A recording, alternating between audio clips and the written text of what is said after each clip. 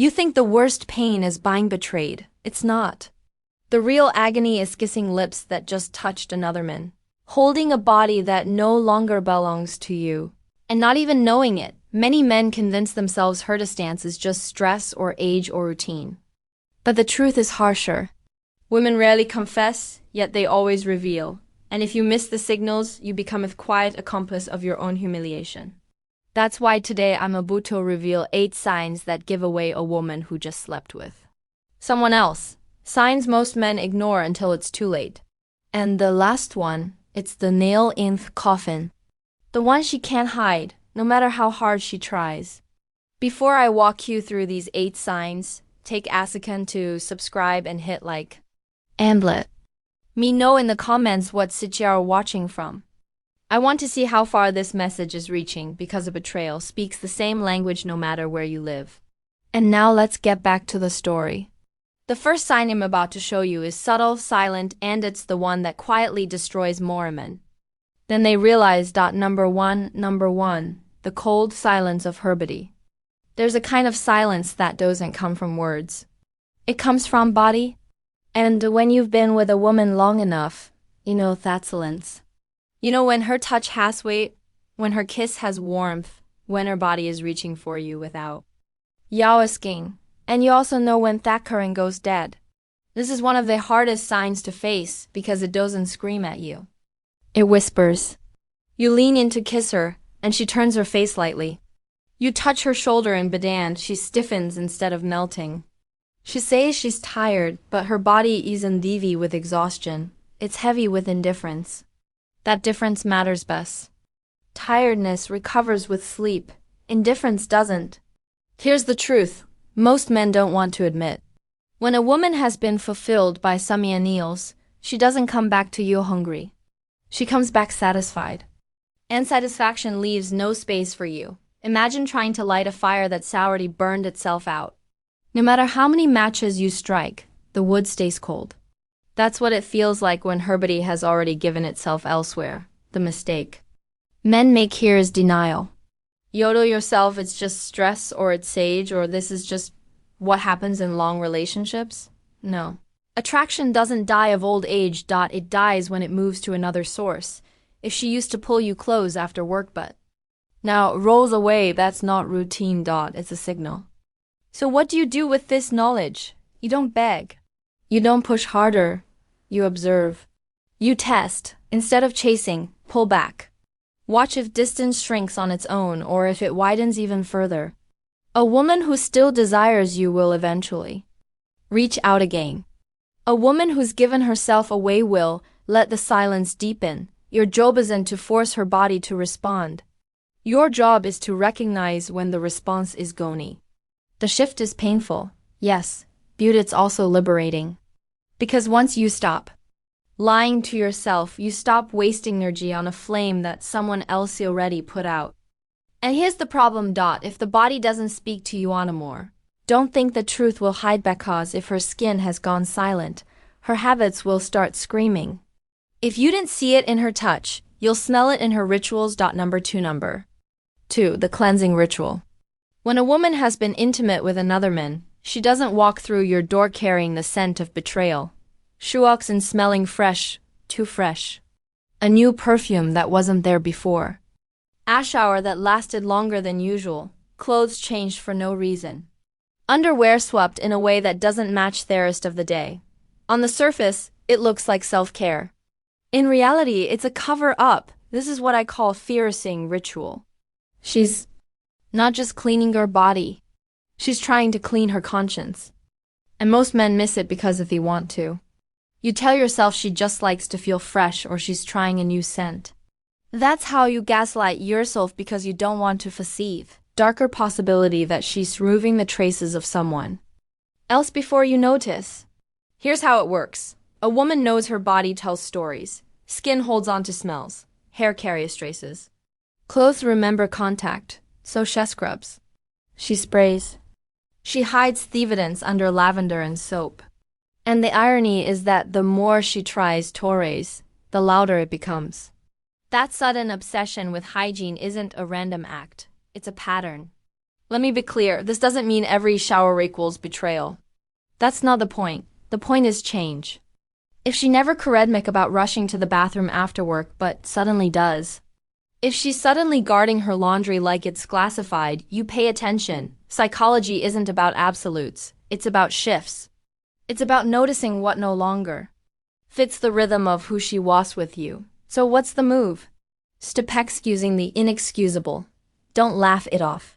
Don't pat yourself on the back thinking, at least she's taking care of herself. No, observe, connect the dots. If this ritual repeats, if it always comes with that too perfect smile afterward, you know what's going on. The mistake men make is ignoring their nose and their gut. You smell the perfume, but you call it fragrance instead of deception. You notice the avercaliness, but you label it personal growth. That's how you become an accomplice to your own replacement. The solution is awareness. When that pattern shows up, you don't confront with rage. You acknowledge with clarity. You don't need to accuse, you need to see. Because once you see it, you can't unsee it. And that clarity changes how you show up. But here's the thing, hygiene is just the surface.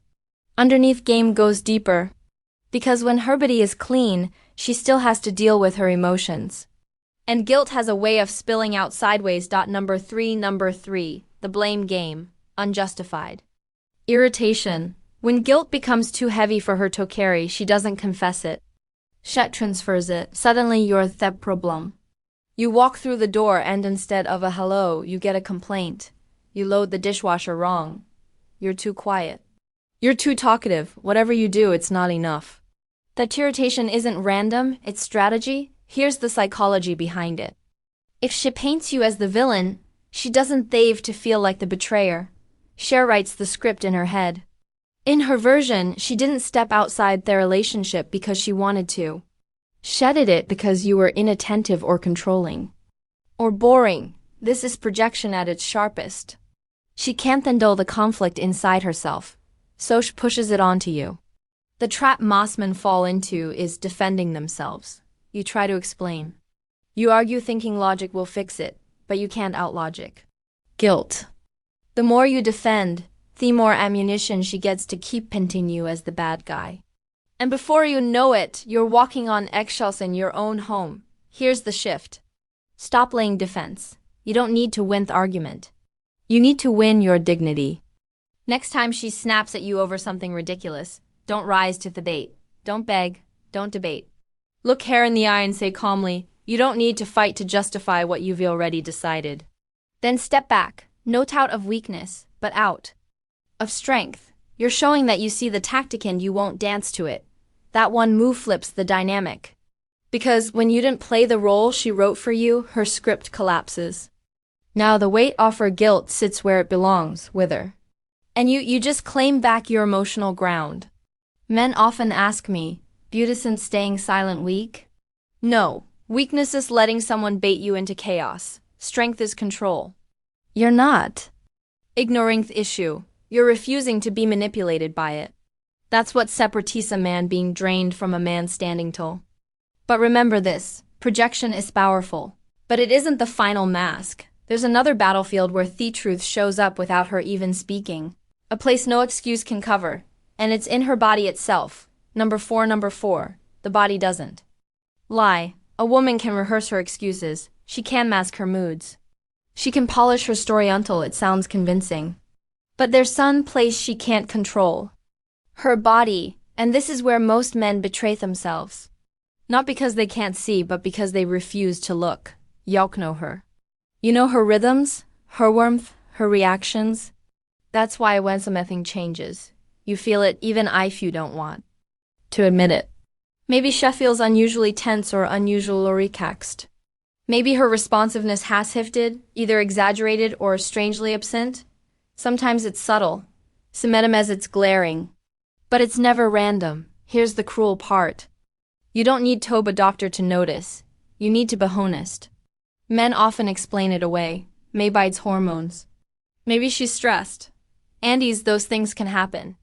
But when the shift is sudden, when it doesn't fit the usual pattern, you owe it to yourself to pay attention.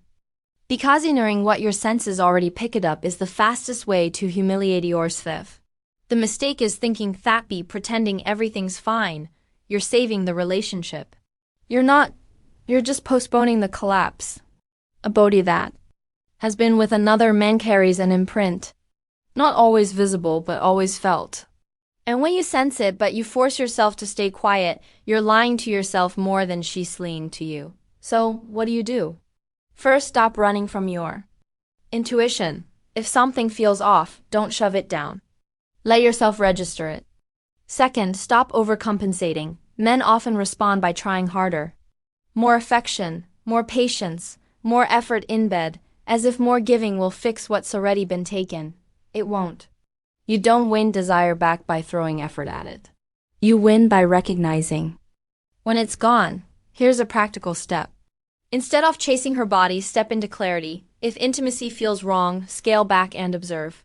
Don't accuse. Don't interrogate. Just notice how consistent change is. That awareness is your shield. It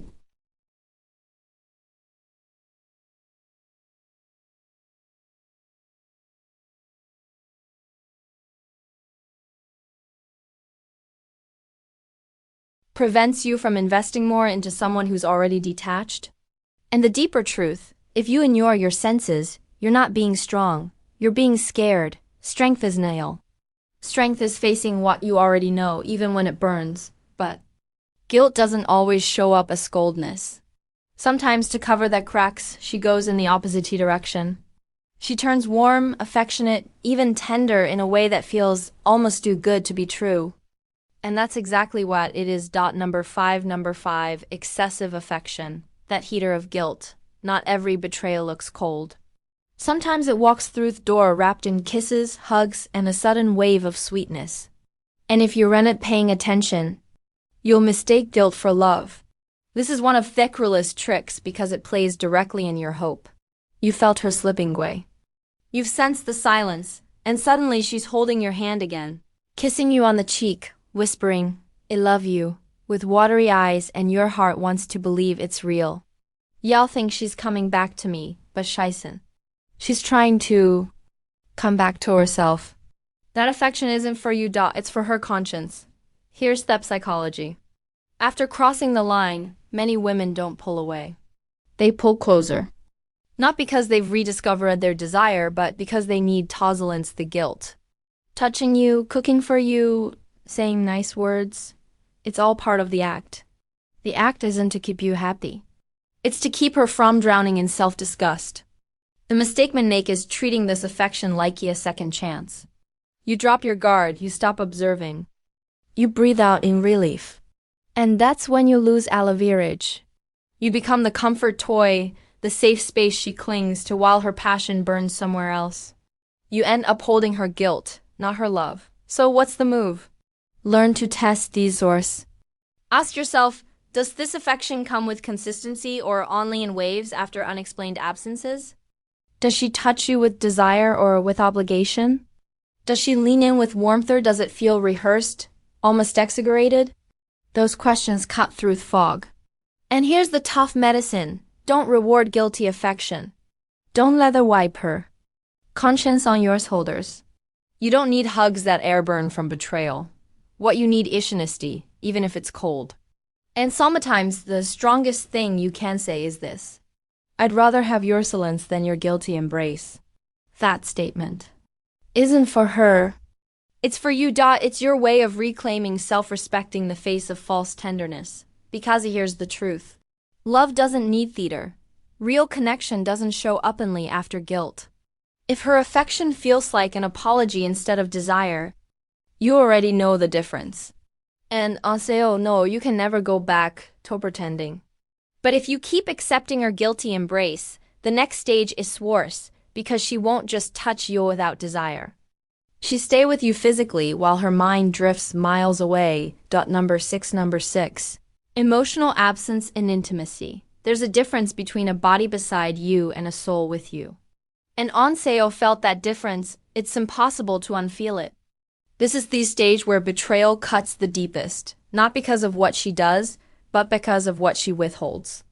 She gives Isayo her body, but she no longer gives Isayo herself. Picture this. You're in bed. Everything looks normal. She touches you, she moves. She even moans. On the surface, it's all there, but something is missing. Her eyes are empty. Her energy doesn't sync with yours. You can feel that she's somewhere else, replaying a memory that doesn't involve you. That's not intimacy, that's theater. And here's the brutal truth. A woman who's emotionally absent during intimacy is already gone. You're not making love. You're playing a role in her cover-up. And men who ignore this always tell themselves the same comforting lie. She's just tired or it's stress. But deep down, you know the difference.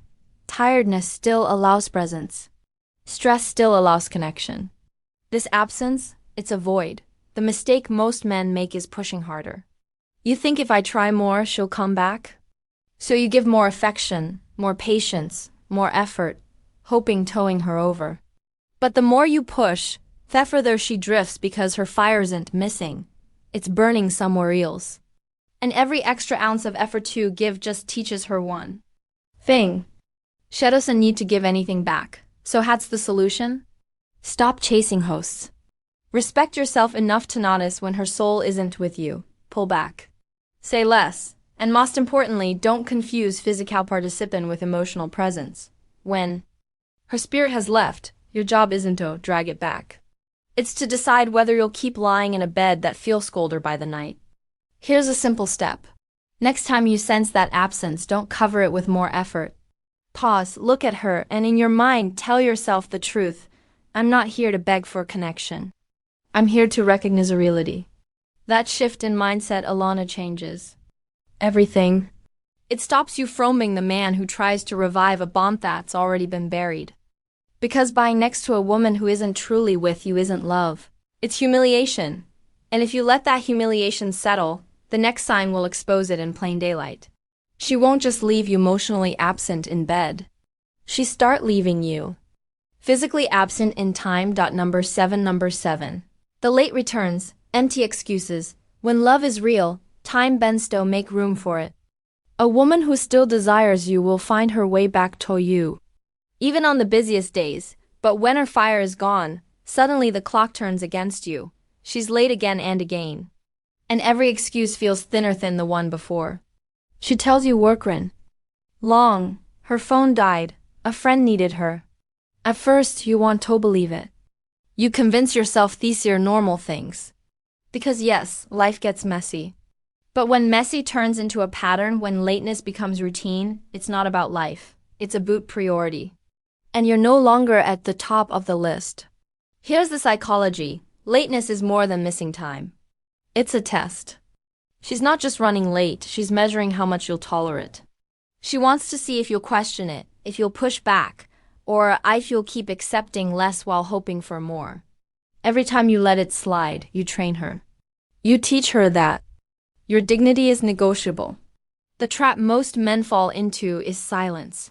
You see the inconsistency. You feel the sting, but you swallow it. You tell yourself, if I say something, I'll sound insecure. But insecurity isn't asking for respect. Insecurity is pretending you don't notice. So what's the move? Call it what it is. Not with yelling, not with begging, but with boundaries. The next time she drifts in late with another flimsy story, don't interrogate. Don't amend details. Simply look at her and state the truth. You weren't here and that tells me everything I need to know. Then let the silence sit. That silence is more powerful than any argument because it places the responsibility act where it belongs on her choices. Here's a practical step. Track the pattern, not the excuse. Don't waste time dissecting the details of each story. Instead, pay attention to frequency, to tone, to how your gut reacts every time. Patterns tell the truth, even when words don't. And here's the harsh reality. A woman who still kisses you will always come home.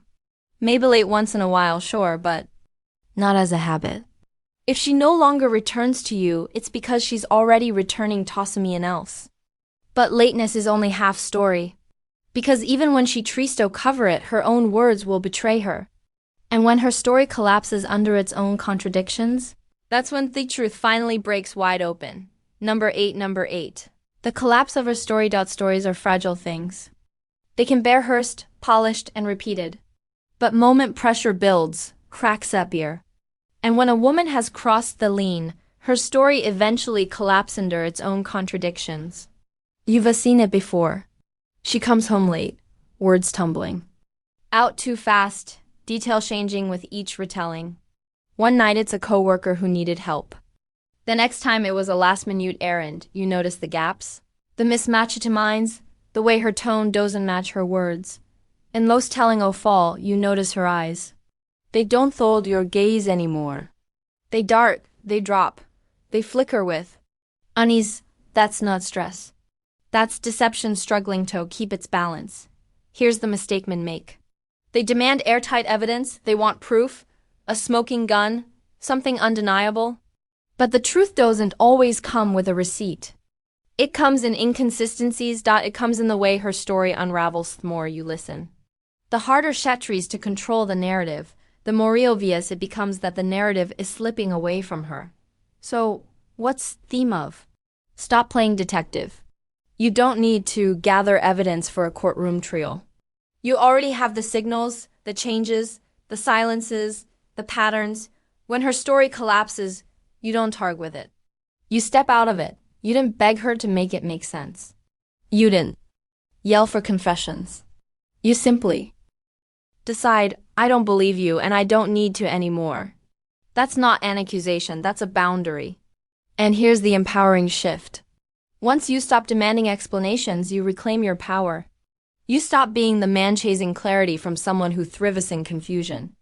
You become the man who leads the line. And the line is simple: respect or nothing, practical step, practice quiet recognition. The next time her story starts wobbling, don't fill the silence with questions, let it fall. Don't rescue her from the weight of her own contradictions. That silences your ally. It exposes what words are reaching to hide. And understand this, you didn't need to scream cheater to regain your dignity. All you need is clarity and the courage to act on it. Because when her story collapses, the truth is no longer the issue. The only issue left is your decision. Will you keep lying to yourself, or will you stand up for the men you know you are? And that's the final cut. Because after seeing a late signs, the real question isn't whether she betrayed you. The real question is whether you'll betray yourself by staying blind. Conclusion: you've just heard the 8 signs. And let's be clear. This isn't about turning you into a paranoid detective snooping Garand for every tiny detail. It's about opening your eyes so you stop betraying yours. Because the harshest betrayal isn't what she does in secret. It's what you allow yourself to ignore in plain sight. The goal here was never to catch her red-handed. The goal is to reclaim your dignity, your boundaries, and your power as a man who refuses to settle for less than he deserves. That's why fee sizings matter. They aren't just clues of infidelity. They're warnings.